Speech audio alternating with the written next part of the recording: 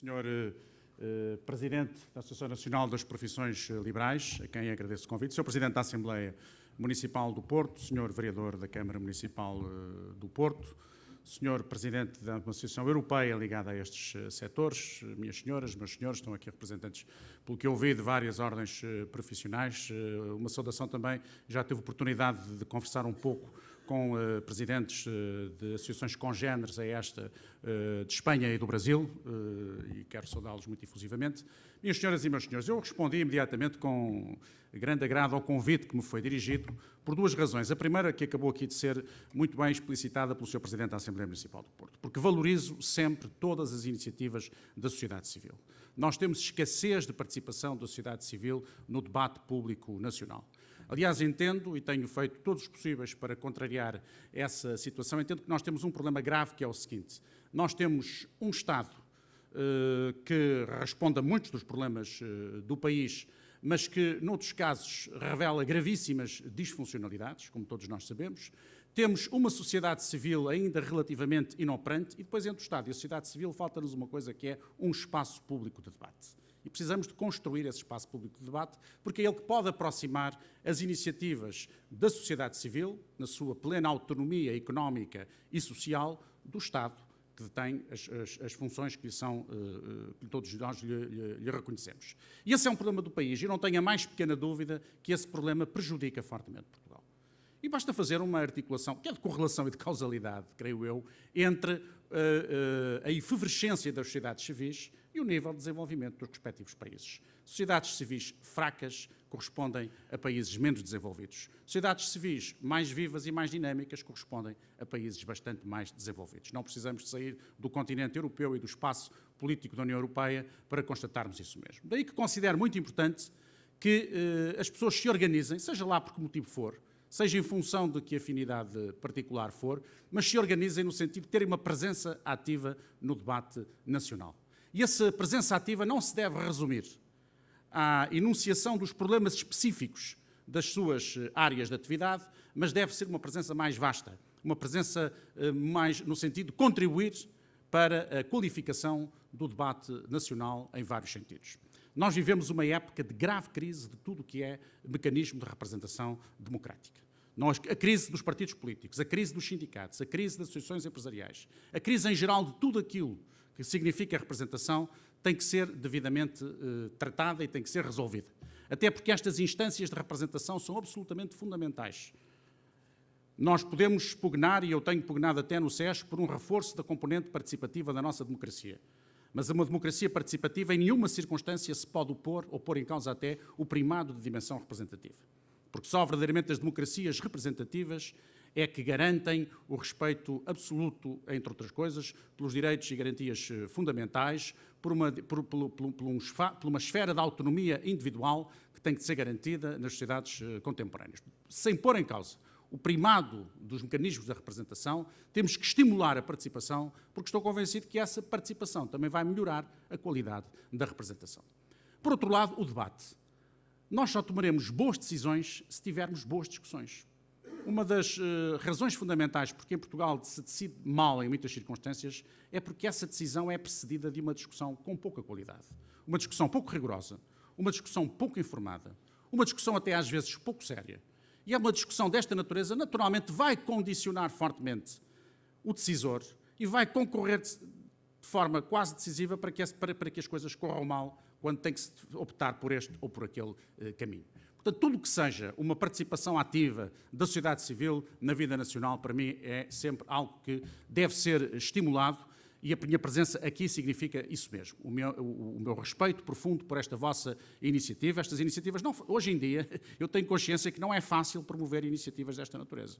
Eu tenho estado, estou há 3 anos no SES, eu tenho ido a vários locais onde se encontram 5, 10 pessoas e eu falo como se tivessem 500 ou 600, com um respeito absoluto para aqueles 5 ou 10 que lá estão, por uma razão muito simples, porque sei que para ter lá aquelas 5 pessoas foi preciso um trabalho extraordinário. Porque há hoje, de facto, uma certa desvinculação cívica. Esse é um dos problemas também das nossas democracias atuais. Há uma espécie de desvinculação cívica. E até é interessante que sejam os profissionais liberais justamente a reforçar a noção de que é preciso acrescentar, aumentar o nível de intervenção e de participação na vida cívica do país. Portanto, é muito importante esta participação e é muito importante esta contribuição para o debate. Eu estou certo que muitos dos problemas do país se poderão resolver se nós qualificarmos o debate político, se nós envolvermos mais as pessoas nas discussões, porque aí as coisas mudarão estruturalmente e não apenas do ponto de vista da superfície. Por em segundo lugar, porque este tema, porque a questão evidentemente tem que ver com o SES. Já tivemos a oportunidade de falar várias vezes sobre o assunto. Nós estamos a viver também uma época de grandes mudanças, que estão, aliás, aqui sumariamente enunciadas no pequeno vídeo que precedeu esta sessão de abertura. A economia mudou, o mundo mudou, nós estamos a viver hoje... Nós estamos a viver, sob vários pontos de vista, os efeitos de transformações que começaram a manifestar-se verdadeiramente há 40 ou 50 anos. A guerra da Ucrânia ainda é o resultado da dissolução da União Soviética. Ainda é um efeito mais tardio da dissolução da União Soviética. Porque a dissolução da União Soviética, de facto, conduziu ao fim da Guerra Fria, a uma alteração radical do quadro geopolítico internacional e não poderia deixar de ter efeitos a médio e longo prazo, como está a ter neste momento. Portanto, ali é que foi um acontecimento central, e foi um acontecimento central e marcante nas vidas de todos nós, porque foi um acontecimento central que terminou, de facto, com um derrotado, que foi um determinado modelo de organização política, económica e social que, objetivamente, falhou e foi derrotado. E daí resultou um mundo diferente.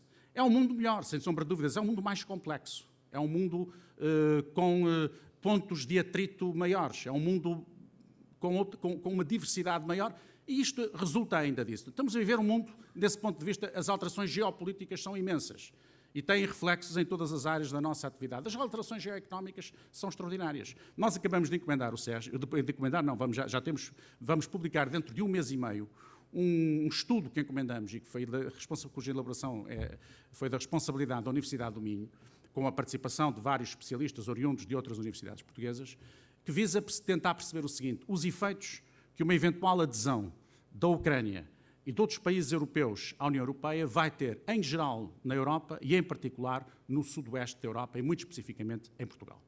Porque nós estamos fartos de ouvir dizer que Portugal não beneficiou, objetivamente, do alargamento da Europa a leste, na sequência, precisamente, da dissolução do mundo soviético e da área de controle soviético. Aquele alargamento tinha que ser feito, do meu ponto de vista. Bati-me sempre por ele, noutras instâncias, era uma obrigação que nós tínhamos. Mas é evidente que dali resultaram algumas consequências para vários países europeus, nomeadamente para nós. Somos um país periférico e essa condição de país periférico aumentou. Muito investimento externo que poderia ser canalizado para aqui não foi canalizado para Portugal. Ora, o que nós não podemos lamentar-nos daqui a 10 ou 20 anos de uma coisa ocorrida 10 ou 20 anos atrás, pela simples razão de não termos sabido preparar os efeitos dessas mudanças. E por isso nós agora vamos apresentar um documento muito interessante que os profissionais liberais certamente terão todo o gosto em ler, porque também vai ter efeitos nas suas atividades, nas mais diversas áreas, e que visa precisamente perceber o que pode resultar em termos diretos no nosso país, em termos indiretos nas alterações que vai provocar nos países com quem temos relações mais próximas do ponto de vista político, económico e comercial, que são nações europeias, do centro da Europa, de Espanha e depois do centro da Europa, que efeitos isto vai ter, que mudanças vai originar e, por isso, como é que nós podemos e devemos reagir a isso. Ora, estes temas são temas que têm de ser discutidos abertamente. Estamos a passar uma grande mudança da estrutura económica, não há dúvida nenhuma. Nós hoje temos um mundo, a questão das qualificações que foi ali referida. É uma das mudanças mais extraordinárias que ocorreu em Portugal nos últimos anos. Há um dado que me impressionou aqui há dias, um estudo que me chegou, que nós somos, na Europa, na União Europeia, há 27, ainda hoje, o país com a população ativa com menos qualificações. E de longe. Há uma diferença muito grande em relação ao país, ao penúltimo país. E isso, em grande parte, explica um problema seríssimo com que nos temos confrontado, que é o facto da nossa produtividade crescer muito pouco. A expectativa era que a produtividade da economia portuguesa tivesse crescido muito nos últimos 20, 30 anos, porque ela está longe da média europeia, está a menos de cerca de 70% da média europeia. É verdade que a produtividade em toda a Europa está a crescer pouco, mas é natural que assim seja, porque já são países com níveis de produtividade muito elevados. Mas a nossa manteve-se, estabilizou e não tem evoluído. E uma das questões que se colocava é porquê? Uma das respostas é esta. Porque por muito que se desvalorize a educação e a formação profissional, elas são absolutamente decisivas do ponto de vista da melhoria da produtividade de qualquer economia. Mas se é verdade que nós temos esse dado, que nos permite olhar e dizer, há aqui uma resposta, temos aqui um problema sério, de facto, temos a nossa população ativa é, do ponto de vista das qualificações, a que está em pior situação no contexto europeu. entre os 25, os 24 e os 65 anos, fazendo essa análise, se formos depois fazer uma comparação 20, 24 anos, verificamos que neste momento nós estamos muito acima da generalidade dos países europeus e estamos mesmo acima da média europeia sob muitos pontos de vista, nomeadamente num aspecto que é essencial, do ponto de vista das qualificações mais básicas. Nós somos hoje um dos países que tem menos gente apenas com as qualificações mais básicas em todo o contexto europeu. E por aí fora, aumentamos muito a formação a nível do ensino secundário, muita formação nos politécnicos, muita formação nas universidades. É certo que podemos discutir se essa formação é boa ou é má, mas eu estou convencido até que, na generalidade, ela é boa. E a prova de que ela é boa é que os nossos profissionais são requisitados por outros países. Em variedíssimas áreas, nomeadamente aqui no Porto, que é a situação que conheço melhor, aqui a verdade é que nós, nos mais diversos cursos, o Porto produz, o Porto está a educar pessoas com altíssima formação, e a prova disso é que eles obtêm rapidamente empregos em outras zonas da Europa. A questão o que nos permite pensar que isto vai mudar e olhar para o futuro com alguma confiança. Até porque, se nós fizermos a desagregação dos 25 aos 64, provavelmente entre os 25 e os 35 já vamos notando uma diferença significativa em relação à fase anterior. Outras questões que temos analisado têm que ver também com a questão de estas alterações no mundo da economia, no mundo do trabalho, no mundo do emprego, nem sempre são objeto da devida reflexão e nem sempre são objeto de devido tratamento. E eu julgo por isso que era importante fazer uma reflexão séria sobre estes assuntos. Uma delas estamos a fazê-la no SES. O SES tem que se renovar e tem que se reformular. O SES tem 31 ou 32 anos. Tem uma composição que resulta precisamente do que era o quadro social e económico do país nessa época. Foram introduzidas ligeiríssimas alterações de forma casuística ao longo dos anos. É preciso fazer uma revisão de fundo. E não tenho os profissionais liberais estão lá amplamente representados através das ordens profissionais, que, aliás, eu quero agradecer às ordens pelo trabalho extraordinário que têm desenvolvido no contexto do Conselho Económico e Social, sei que estão aqui presentes representantes de várias ordens. Eu devo dizer que o contributo que a Ordem dos Médicos deu no tempo da pandemia foi um contributo extraordinário para que nós percebêssemos muito bem algumas das principais dificuldades que estávamos a encontrar e que procurássemos contribuir para que se tomassem as decisões mais adequadas para fazer face às situações com que éramos confrontados. Aliás, sob a presidência de uma figura aqui, de um grande médico, uma grande figura aqui do Porto, o anterior bastonário da Ordem dos Médicos, o Dr. Miguel Guimarães. E foi um exemplo, claro, a Ordem dos Economistas tem dado um contributo muito importante, a Ordem dos Engenheiros tem estado permanentemente presente nas nossas atividades e todas as demais. Simplesmente não estão todas lá porque eles fazem-se representar por 4 ordens, mas a verdade é que tem dado um contributo muito importante. Agora, há questões que não podem ser resolvidas através das ordens. Em primeiro lugar, porque houve uma alteração profunda da própria natureza, está a ocorrer uma alteração profunda, sobre a qual não vou tenho a minha opinião e já emiti noutros momentos, mas não vou agora aqui falar sobre ela.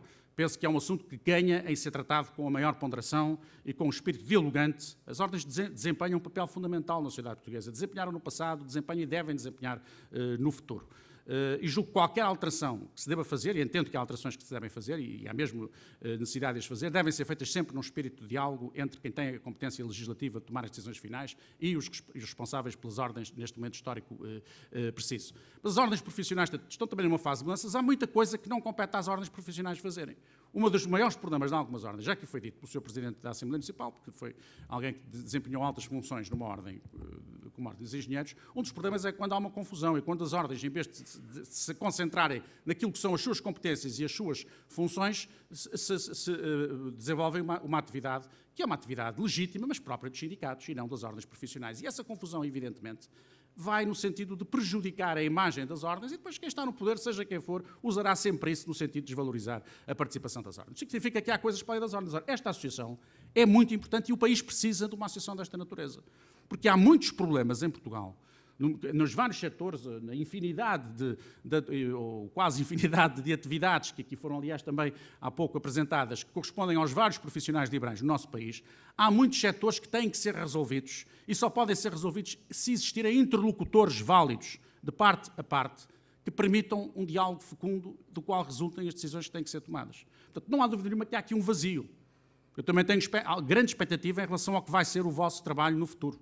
Desde logo entendo que a vossa atividade, que uma estrutura desta natureza faz falta no Conselho Económico e Social, para além das ordens que já representam as diversas atividades, mas entendo que uma estrutura desta natureza faz falta no Conselho Económico e Social.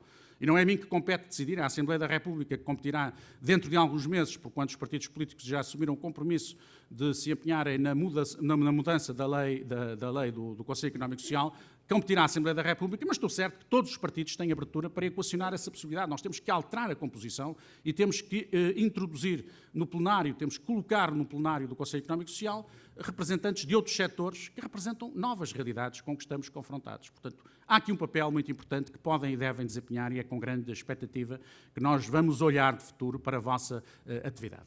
Por isso, as razões fundamentais foram estas. Primeiro, valorizar uma iniciativa da sociedade civil, faço sempre em geral. Segundo, prestar atenção e prestar também o meu apoio a esta iniciativa em concreto, porquanto me parece que ela vem preencher uma lacuna séria que facilmente nós detectamos na sociedade portuguesa. Os profissionais liberais, de facto, têm que ter uma associação. Agora, qual vai ser a fórmula? Eu vou, aliás, dizia há pouco à Sra. Presidente do Colégio das Ordens Liberais de Espanha, eu vou segunda e terça-feira a Madrid, precisamente para reunir com o Presidente do SES Espanhol e com o SES Espanhol, para procurar compreender como é que Espanha resolveu alguns dos problemas que nós começamos a equacionar agora aqui em Portugal. O SES espanhol é diferente do nosso, de umas áreas nós até temos competências bastante mais alargadas, mas na questão específica, que tem que ver com a concertação social, o SES espanhol está mais avançado do que o português e daí a preocupação em perceber como é que funcionam para procurar colher alguma informação da qual possam resultar algumas propostas de mudança. Termino dizendo-vos por isso que foi com muita... Não vou poder, disse já ao Sr. Presidente que tenho várias iniciativas hoje, não vou poder assistir ao vosso congresso. Já vi que tem um congresso muito bem preparado, com a participação de personalidades do maior relevo. Os temas que escolheram não podiam ser os mais indicados, colocam as questões em termos nacionais, em termos europeus, em termos da questão do estatuto dos profissionais liberais, das novas temáticas que se colocam, das novas relações contratuais em termos de trabalho que se estabelece. Creio que todos os grandes temas que hoje se colocam ao mundo dos profissionais liberais vão ser hoje aqui objeto de reflexão e objeto de debate. Espero que retirem daí conclusões valiosas e que depois coloquem essas conclusões e essas reflexões ao serviço da sociedade portuguesa, que é o que se espera de uma organização como esta. Desejo-vos, por isso, um bom congresso e desejo-vos a todos vós um bom trabalho no futuro desta associação que tanta falta faz a Portugal. Muito obrigado.